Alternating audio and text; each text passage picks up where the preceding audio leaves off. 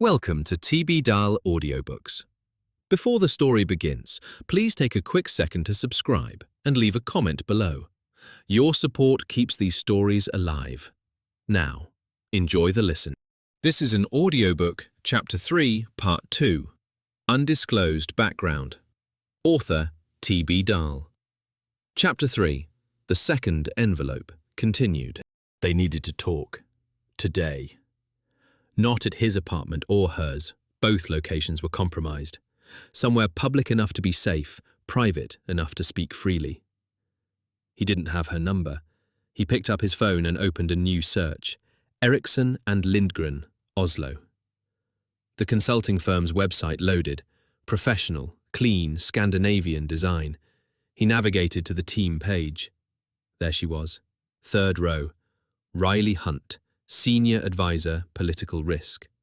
A professional headshot showed the same steady eyes, the same composed expression he'd seen in the basement and at the police station.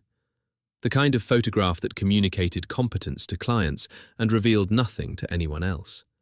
A general office number was listed, no direct line, no personal email. He could call the firm, leave a message, identify himself. But that would create a record. His name linked to hers in a receptionist's log, a voicemail system, an internal message. Anyone monitoring their professional contacts would note the connection immediately. There was another way. He scrolled through the VG article one more time, looking for the police spokesperson's name. Found it. Communications Advisor Morten Hagen, Oslo Police District. If the police had both their statements, they had both their contact numbers. He could call the detective, Karin Nordahl, and ask her to relay a message to Riley. But that would mean explaining why he needed to reach her, and any explanation would invite questions he wasn't ready to answer. He set the phone down, thought about it differently. Riley was smart. She was reading the same article. She would recognize the same gaps, the same implications, the same urgency. And she had his address. He'd given it to her last night when they'd walked to Sagene. If she wanted to reach him, she knew where to find him. He showered, changed into clean clothes and ate a simple breakfast, bread, cheese, black coffee. Then he sat at the kitchen table and waited. Outside the window, Sagene woke slowly under its grey October sky. A woman walked a dog along the wet pavement. A delivery van idled at the intersection. The city moved through its morning routine with no visible sign that anything underneath had changed. But Elliot had spent enough years reading structures to know that the most dangerous failures were the ones that happened below the surface. Foundation cracks, hidden voids, load paths that looked solid until the moment they weren't. The structure of his ordinary life, the apartment, the job, the clean routine of work and training and solitary discipline had developed a crack he couldn't yet measure. And somewhere across the city, Riley Hunt was measuring the same one.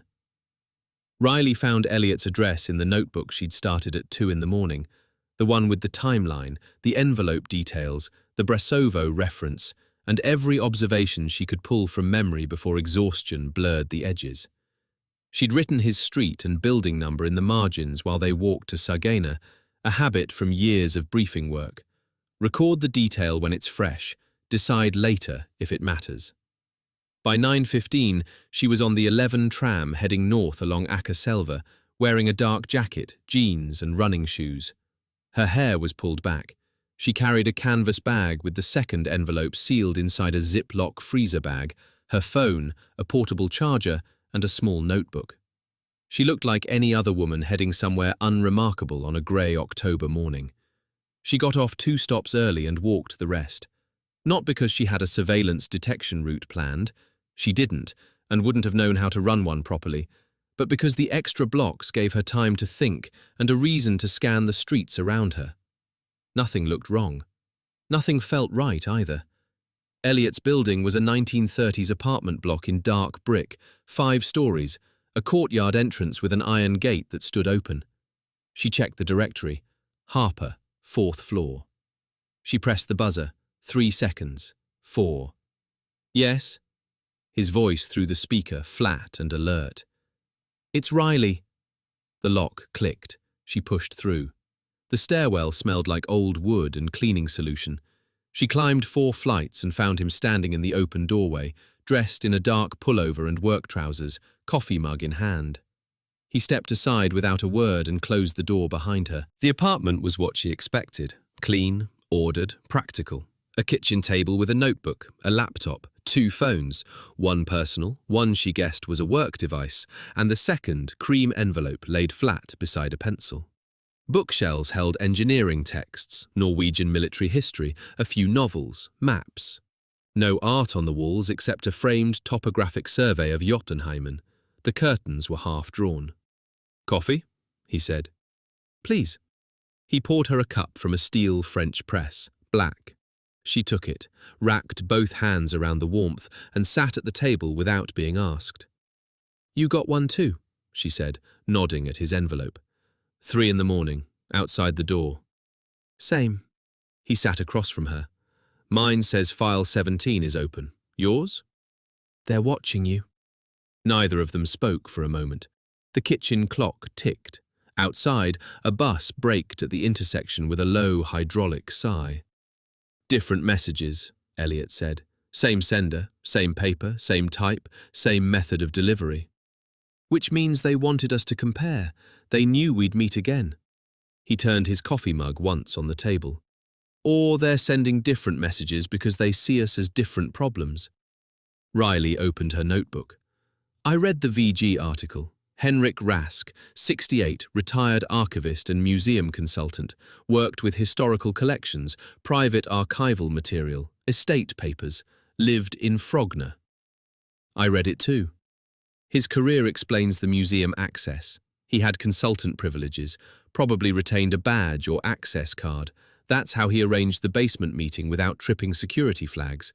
But the article doesn't explain why he summoned us, or why someone killed him before we arrived." Elliot leaned back. "The police will be looking at the same gaps. Dahl seemed competent." "She is, but she's working from what we gave her, and we held back the Brasovo note." "You held it back. You made the call."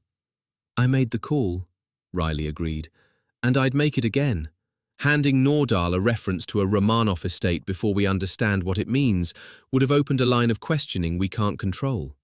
She'd want to know why we recognized the name, why we connected it to anything. We'd become persons of interest instead of witnesses. We might already be persons of interest. Witnesses who cooperated, called it in themselves, and waited for police. That's our position right now. It's a good position. I don't want to lose it." He studied her. Not with suspicion, something closer to assessment. The same look she imagined he gave a construction site before deciding where the weight was falling. "So what are you proposing?" "We need to learn more about Rask before we talk to the police again. His apartment is in Frogner. If he was working with historical archives his whole career, that apartment is going to be full of records. His professional life is the key to understanding his connection to File 17 and whatever the Northern Table is." "You want to go to his apartment?" "I want to look at it." Elliot set down his mug. "Riley, a man is dead. His apartment may be sealed. The police may have already searched it, and we have no legal reason to be there." "His apartment won't be sealed yet. Not if the police are still processing the museum scene and haven't publicly connected the death to his home address. The VG article identified him as a consultant. They'll have gotten that from the museum or a colleague.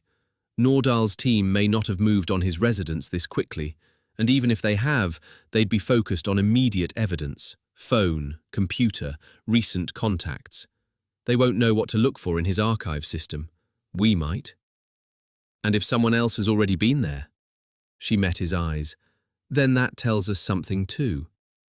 He was quiet for a long time. She could see him running calculations, not the political kind she dealt in, but physical ones. Routes, risks, exposure, time. "Frogner," he said finally. "Do you know the address?" "I found it this morning. Municipal records. He owned a flat on Thomas Heftier's Gate." "How?" "Property registry. It's public in Norway. You can search by name." He almost smiled. Almost. "How do we get in?" "I'm working on that part." They took separate routes to Frogner. Riley caught the tram to Majorstuen and walked south along Bogstavheim, cutting through the residential blocks where embassies and old money shared the same quiet streets. Elliot walked the longer way through Frogner Park, approaching from the west. They'd agreed to meet on Thomas Heftius Gate at 11, near the intersection with Gimle Terrasse. The arrangement felt excessive to Riley. Two people arriving separately at a residential street on a Tuesday morning, but Elliot had been firm. If anyone was monitoring Rask's address, two people arriving together from the same direction would register differently than two passing on the pavement. She didn't argue. His instincts about physical space had kept them both steady in the museum basement. She was willing to trust them above ground too. Thomas Heftius Gate was lined with mature trees losing the last of their October colour. The buildings were handsome, well-maintained, 4 and 5 stories in muted brick and pale stone. Diplomatic plates on parked cars, iron balconies with window boxes that had been emptied for winter. The neighbourhood projected wealth through restraint. No flash, no noise, just the accumulated quiet of people who had never needed to announce themselves. Rask's building was number 14. Riley spotted it from 30 metres. A corner building, darker brick than its neighbours, with a carved stone entrance and heavy double doors. She slowed her pace and studied the street. A woman pushed a stroller past the entrance without glancing up. A plumber's van idled 2 buildings down. Nothing out of place. Elliot appeared at the intersection, hands in his jacket pockets, and fell into step beside her as if they'd been walking together all along. "Second floor," she said quietly. "Flat 2B. "Front entrance?" "There's a back courtyard. I saw it on the property map. Service entrance through a gate on the side street." "Front is better. If anyone asks, we're visiting a relative." The double doors weren't locked. The entry hall was dim, high-ceilinged, tiled in a dark, geometric pattern that had been fashionable in the 1920s. A wooden staircase climbed along the right wall. There was no elevator. A row of brass-fronted mailboxes lined the left side. One of them read H. Rask, 2B, in a small typed label. The mailbox was full. Riley could see the edges of envelopes pressed against the slot. They climbed to the second floor. The landing was quiet. 2 doors, 2A and 2B. A thin carpet runner muffled their steps. The only sound was the distant hum of the building's heating system and the faint traffic from the street below. Elliot stopped in front of 2B and didn't touch the handle. Riley watched him. He was looking at the doorframe, his eyes tracking the edge where the jamb met the wall, then the lock. Then the lower hinge. "Someone's been here," he said. "How do you know?"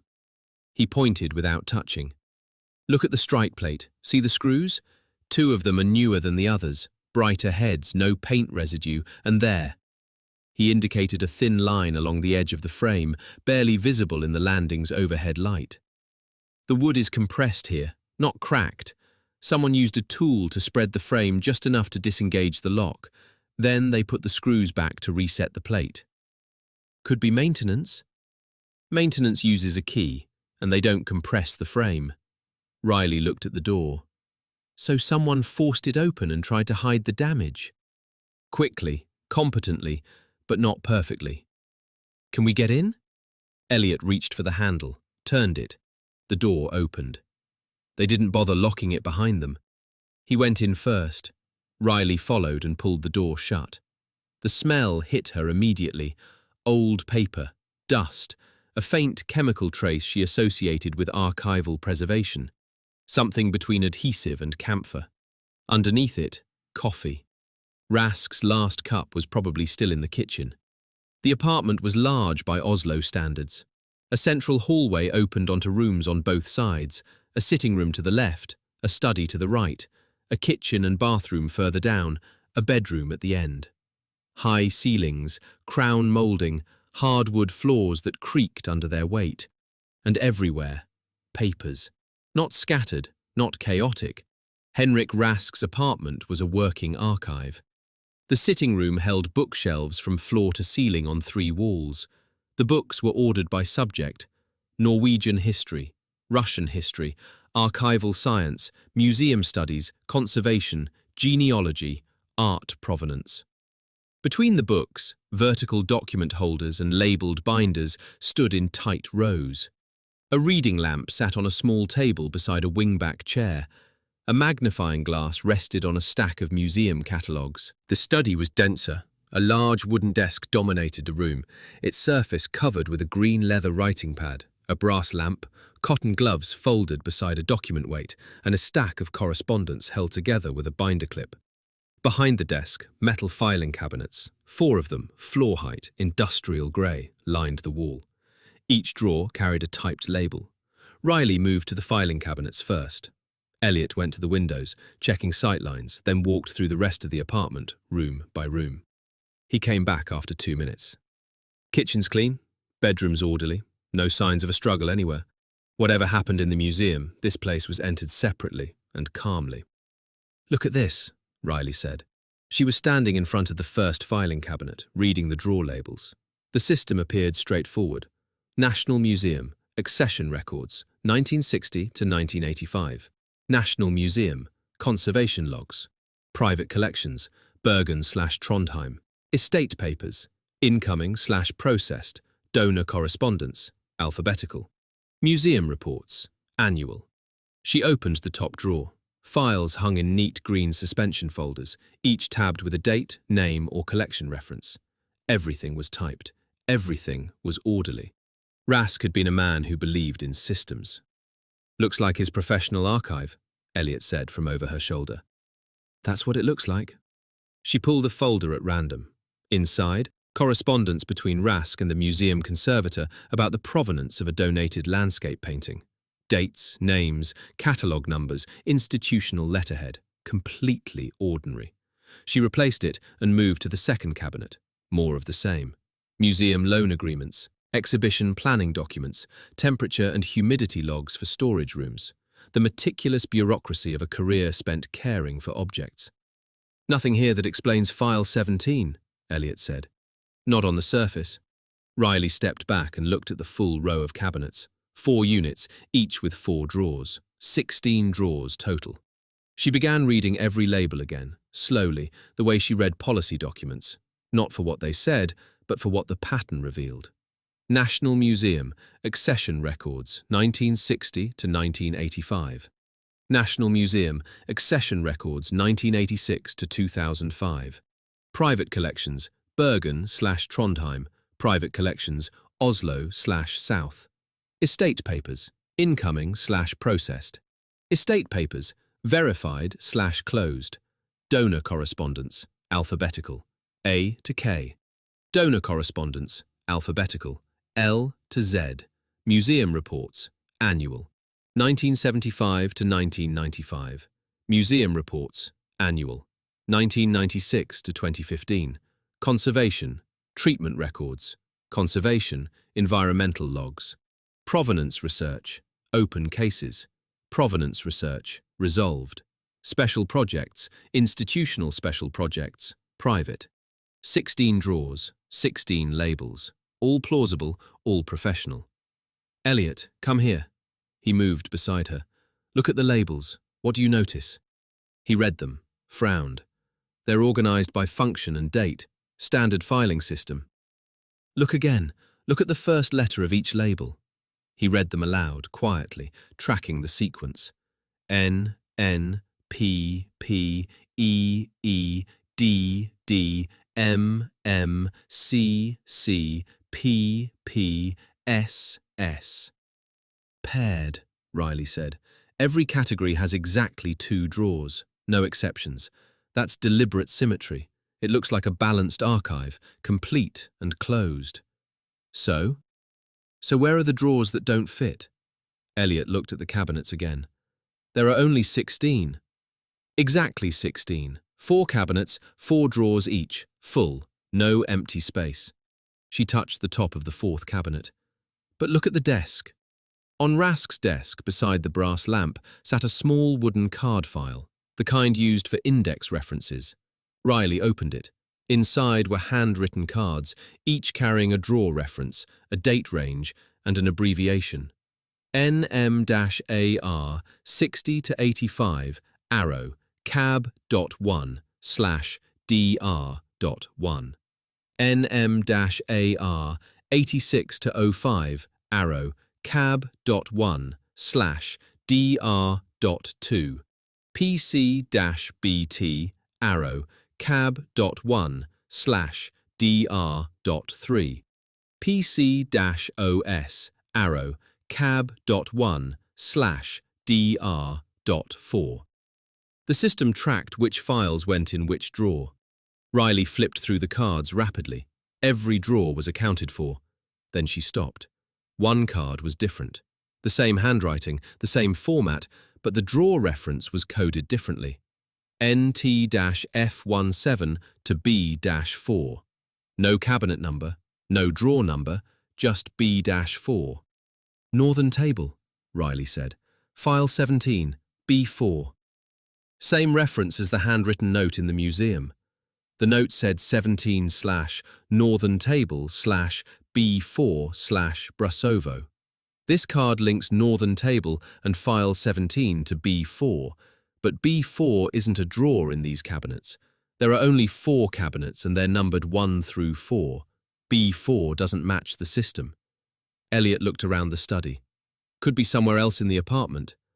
Or somewhere else entirely, a different location, a storage unit, a vault. She kept the card in her hand and moved to the bookshelves in the sitting room. The books were equally organized, alphabetical by author within subject categories. She scanned the spines. Russian history occupied an entire shelf. She read the titles. The Fall of the Romanovs, A People's Tragedy, The Last Tsar, Former People, The Russian Revolution, Road to Revolution. Standard works, the kind any historian with Russian interests would own.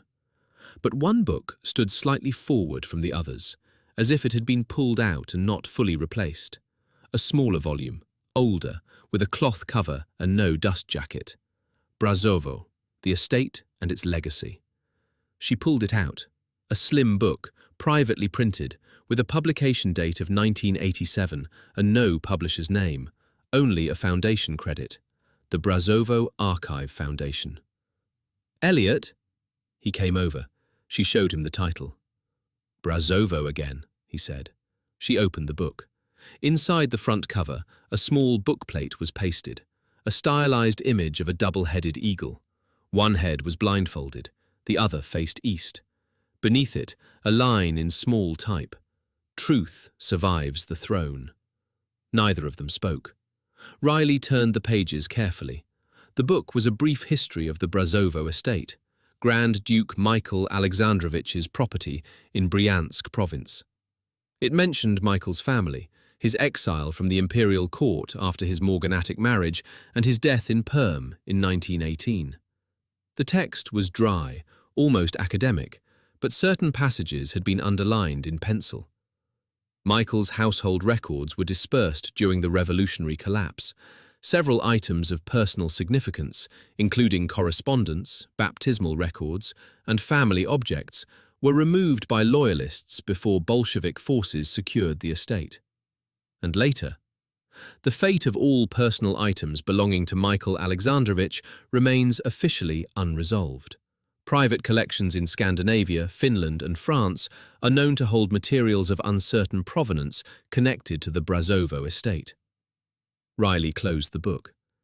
He wasn't just an archivist who happened to know about Brasovo, he was studying it, specifically, through a foundation connected to Michael Alexandrovich's estate. The Brasovo Archive Foundation, which published this book, privately. No commercial publisher, no ISBN that I can see. This was produced for a specific audience. Elliot took the book and turned it over. The back cover was blank except for a small printed emblem, the same double-headed eagle. That symbol, he said, one head blindfolded, one watching. Hidden truth, active witness. That's your interpretation? It's the obvious interpretation. The blindfold represents what's been concealed. The watching head represents whoever's still paying attention. She paused. HR. Honest Russia. Henrik Rask. They all use the same initials, and this symbol appears on a book about the Romanov estate that connects to File 17. Elliot set the book on the table. We're building a theory with no foundation. We have initials, a symbol, a dead man, and references we can't verify.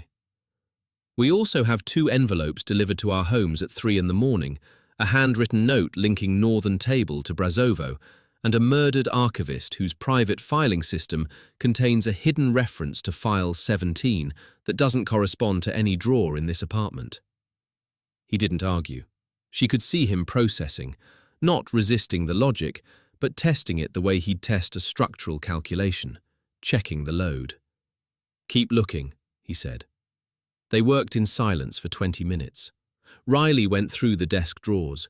She found cotton gloves, document weights, pencils, a magnifying loupe, old museum ID badges, 3 of them spanning different decades, all with Rask's photograph and the National Museum's logo. The most recent badge showed an expiration date of 2019, but the magnetic strip on the back was worn smooth from use well beyond that date. "He kept using his old access," she said, holding up the badge. "Consultant privileges. The museum probably never deactivated his card. He could walk into service areas without triggering an alert. Which explains how he set up the meeting in the basement. And why he chose that location. He knew the building. He knew which rooms would be empty after hours. He knew the camera positions, the staff schedules, the access codes." In the bottom drawer of the desk, beneath a stack of old museum catalogues, she found a leather portfolio tied with a cord. Inside were letters, personal correspondence, mostly in Norwegian, some in Russian. She couldn't read the Russian ones, but the Norwegian letters were formal, careful, and addressed to Rask from various individuals using only first names or initials. One letter caught her attention, dated 3 years ago, written in a precise, angular hand. "Henrik. The situation in Moscow is changing faster than the table anticipated. V believes exposure is now inevitable and argues we should control the timing rather than react to it.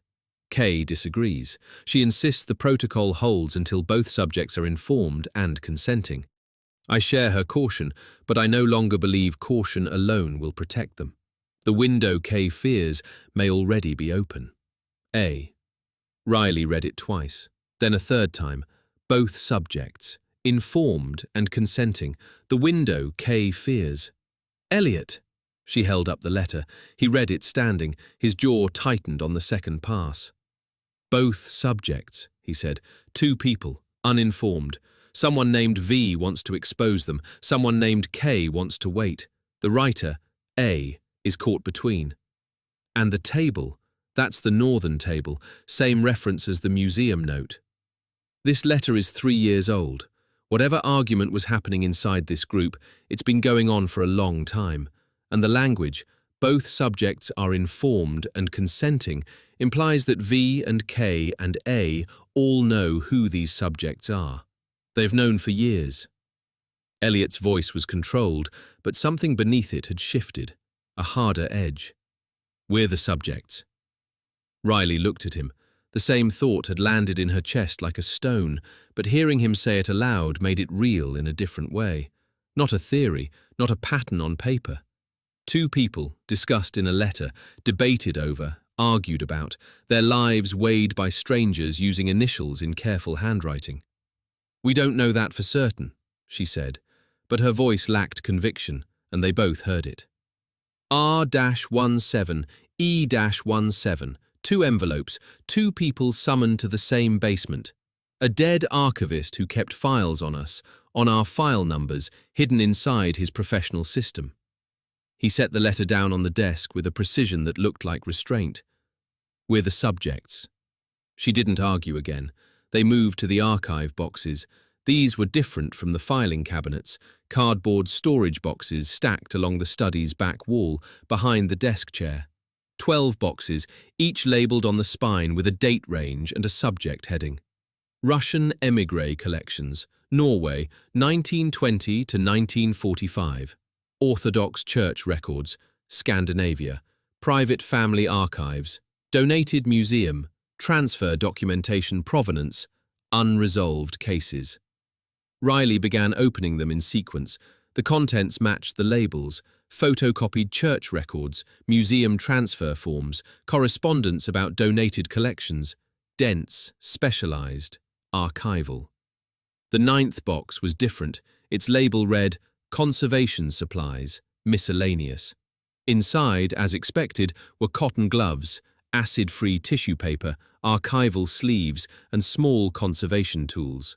But the box was lighter than it should have been for its size, and when Riley lifted out the top tray of supplies, the base looked wrong. Elliot. He came over. She pointed at the bottom of the box. It sat too high. A standard archive box of this size should have had another 10 centimeters of depth. Elliot took the box, turned it on its side, and felt the base with his fingertips. His thumbnail found a seam. He pressed along it, and a thin panel shifted. A false bottom, fitted precisely into the box's dimensions, held in place by friction and the weight of the supplies above. Beneath the panel, wrapped in a square of undyed linen, was a small object. Riley lifted it out, unwrapped it. A silver cross, orthodox in style, the distinctive three-barred design, the angled lower crossbar. Old. The silver was darkened with age, the surface worn smooth in places where it had been held, touched, carried against skin. A loop at the top for a chain, though no chain was present. She turned it over. On the back, engraved in small letters that time and handling had softened, she could make out initials and a date. She held it under Rask's desk lamp and used his magnifying loupe. The letters were faint but legible. A.M. Below them, a year, 1918. A.M., she said, 1918. Elliot looked at the cross without touching it. Alexei Mikhailovich? Or Alexandrovich? Michael Alexandrovich Romanov died in 1918. His estate was Brasovo. She held the cross at the edge of her fingers, careful, the silver cool against her skin. This connects to the same year, the same initials. It could be a family object. Or a forgery meant to look like one. Possible, but Rask was a professional conservator. He spent decades authenticating provenance. If this were fake, he'd know. And if he knew it was fake, he wouldn't hide it in a false bottom beneath his conservation supplies. Unless he was keeping it because someone gave it to him to hide. Riley rewrapped the cross in its linen square and held it in her hand. The weight was slight, barely anything, but it carried the density of a question neither of them was ready to answer fully. She moved to the last 3 archive boxes. The 10th and 11th contained what their labels promised: donation receipts and transfer records. The 12th box stopped her. It was labeled Special Projects, Index. Inside were divider tabs separating sections by project name or reference code. She flipped through them. SP-01, Bergen Collection Reappraisal.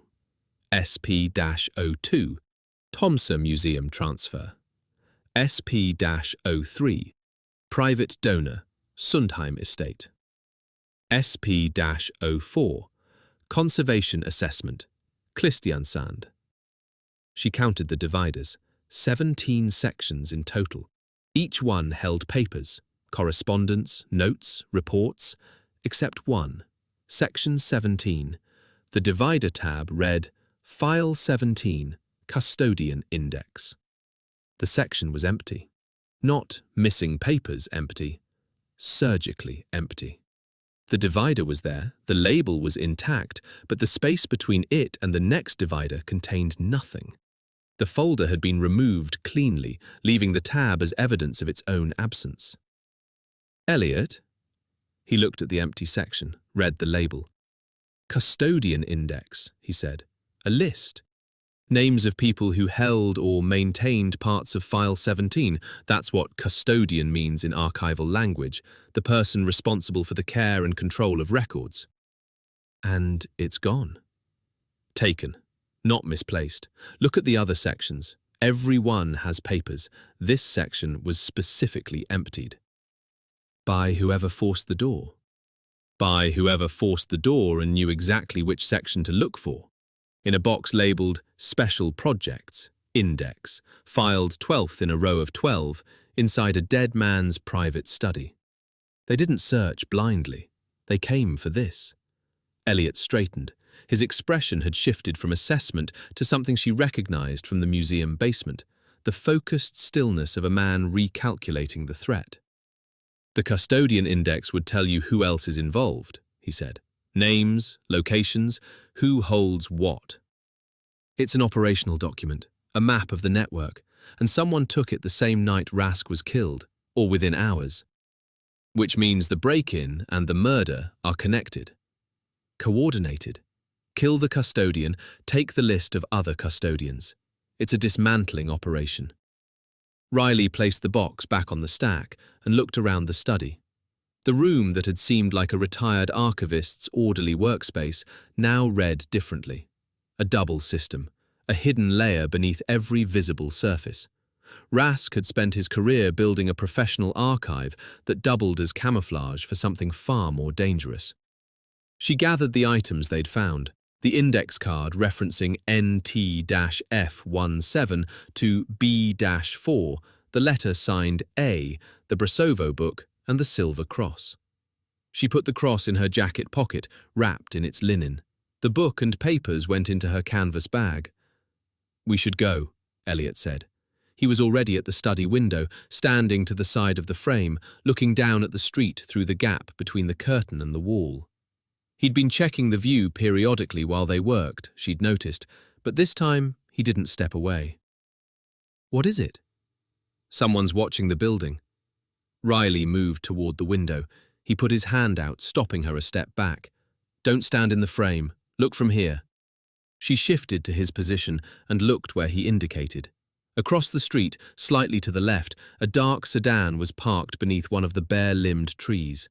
A figure stood on the pavement beside the car's rear fender. Male, medium build, dark jacket, no hat. He was facing the entrance to number 14. "How long has he been there?" Riley asked. "He wasn't there when we arrived.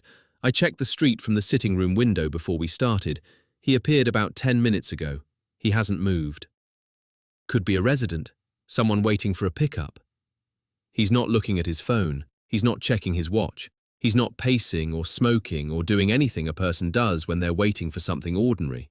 He's standing still and watching a door." Riley studied the figure.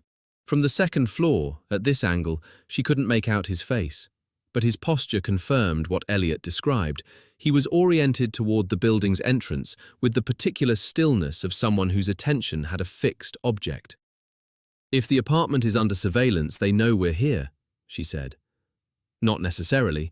If he arrived 10 minutes ago, he may be checking the building, not watching specific visitors. He might not know we're inside.